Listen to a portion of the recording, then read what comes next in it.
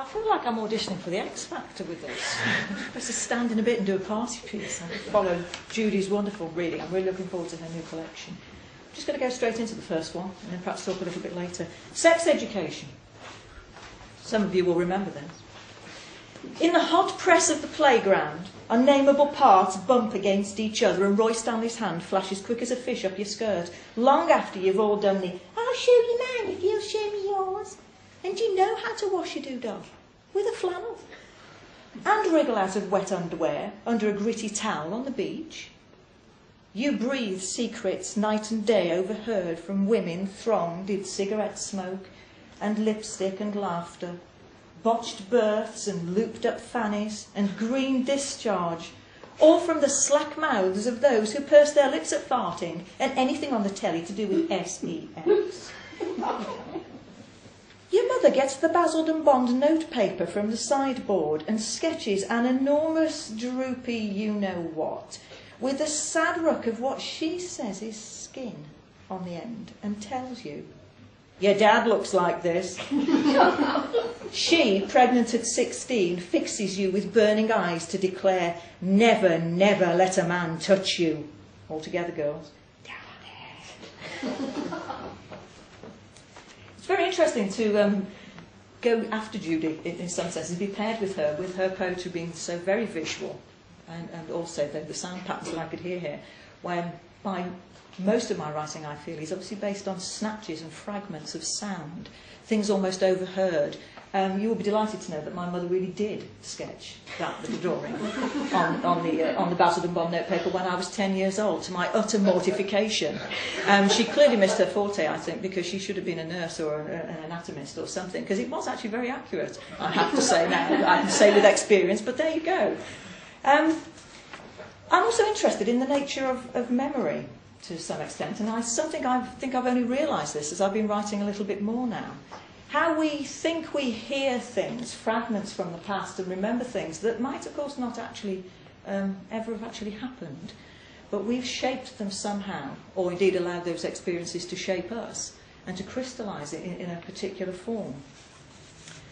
One of these is also about my mother, the next one called Now Showing. One of the things that I recall very much as a child is my mother's delight in sort of 40s and 50s style film. And me and my sister had to, every Sunday afternoon, watch the old Weepies with her. And I would, of course, protest, but secretly I thoroughly enjoyed them. And all three of us would end up crying. And my father would come in and go, oh, goodness, not all this again. And, and go out until we'd sort of, got ourselves together. She was fascinated by film and film stars. She was also someone very young, as you may have gathered from the last poem, herself, when she had us as a family. And I still have in my possession a photograph, which is her wedding photograph. She would be just about 18, I think. My father a little bit older. And they look like babies.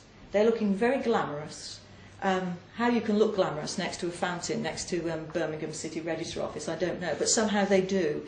But there's something about photographs that I think this poem you're about to say somehow tries to capture. I read your diaries after you were dead, searching in what you said for some relic for a future. Instead, a spill of Hollywood pics of pan-stick starlets and pin-stick sketches of girls in fancy frocks.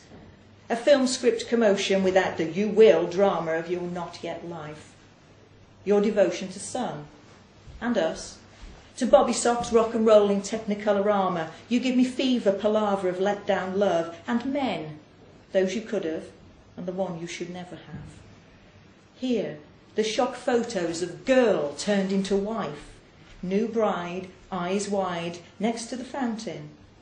That on the town, honeymoon in the street, where my fetal feet beat reet petite beneath the swagger of a coat.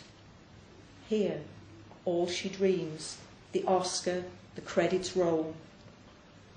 She won't know how time will accost her, grab her by the throat.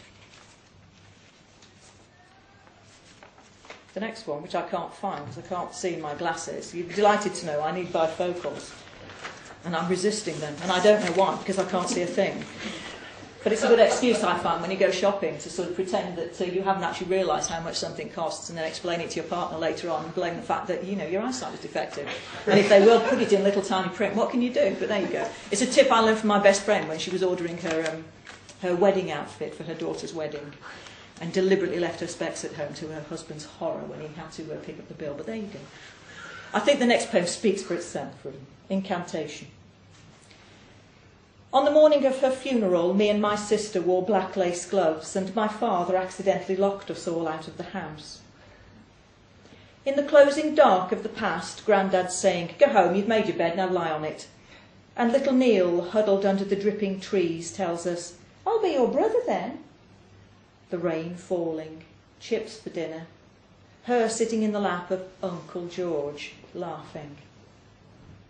Or she's sipping coffee beneath a wall of cigarette smoke round next doors while we trapped Gillian's hand in the jam and broke the glass. Forbidding the sponsored walk that everyone else was doing, waste of shoe leather. Tells me just before she died that she loves my sister best. These are only the bad things. Loved parties and summer and sunshine, drank vodka and lime, favourite colour green, her heels click-clacking up the drive, and her arm in mine. Perhaps there's an added resonance to that. My mother died 4 days short of her 41st birthday, which I think perhaps puts into context a little bit some of the things I've been reading here. And I find she crops up frequently in my poetry, and used to in my dreams. Oddly, never anymore, after some 30 years. Isn't that strange? I used to have weird dreams where I used to think she was still alive. And I realised she actually looked younger than she actually does in the photographs, if that makes any sense. So I'm hoping that time really does work like that. And that, when I'm sort of 70-odd, suddenly I will be in the bloom of youth, as though 14. But who knows?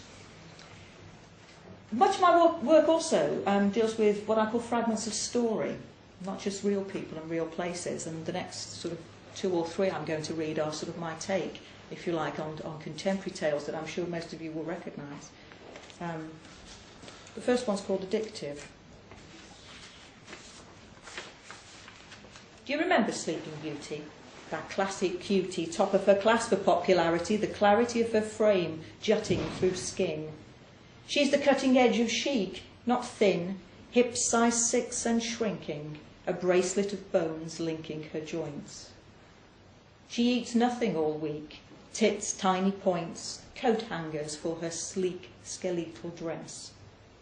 In the cavern of her throat, the merest pulse of distress. And Snow White. Mirror, mirror on the wall, you know how it goes. To deliver her heart, that's all. To throw it open and let in light. Not to have to listen to the drawl of my own, uselessly flagging and shrunk, but to feel the vigorous pump of another's, its blood fresh and bright.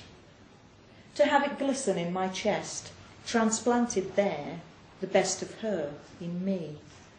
No longer disenchanted in the world, but fair fairest, fair fairest, fair fairest.